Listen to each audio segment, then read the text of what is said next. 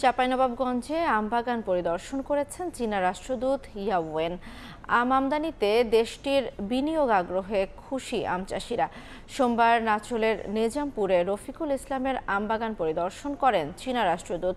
Good agriculture practice পদ্ধতিতে অনুসরণ করে গড়ে তোলা বাগান ঘুরে দেখেন তিনি। বাংলাদেশের আম সবচেয়ে কম খরচে আমদানি ও এ খাতে বিনিয়োগের আগ্রহের কথা জানান চীনা রাষ্ট্রদূত। গত মাসে চীনে প্রধান উপদেষ্টার সফরের সময় দেশটির প্রেসিডেন্ট শি জিনপিং বাংলাদেশের আম আমদানির বিষয়ে আগ্রহ প্রকাশ করেন।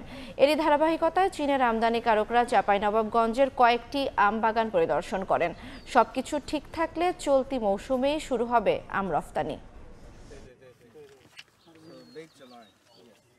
আমাদের ফিল্ডে এসে তারা জরিপ করলো, এটা অত্যন্ত আশার বিষয় এবং আমরা আশা করছি যে এবার থেকে আম রপ্তানি করা সম্ভব। বিগ স্কেলে যখন কোনো একটা প্রোডাক্ট যাবে অবশ্যই আপনার প্রফিটেবল আসবে এবং সেক্ষেত্রে আমরা যেটা করি, আমরা চেষ্টা করছি আমাদের উৎপাদনটা ইন্টারন্যাশনাল স্ট্যান্ডার্ড পর্যায়ে নিয়ে যাওয়া। তো এবছর থেকে আমরা ট্রেসিবিলিটি কার্যক্রম, রপ্তানিযোগ্য আম উৎপাদন প্রকল্প সহায়তা এবং বিটিএফ, বাণিজ্য মন্ত্রণালয় বিটিএফ এটি নিয়ে কাজ করছে। তো ট্রেসিবিলিটিও আমরা স্টার্ট করতে সক্ষম হয়েছি। 1,20,000 মেট্রিক টন আম তারা বাংলাদেশ থেকে আমদানি করতে চায়।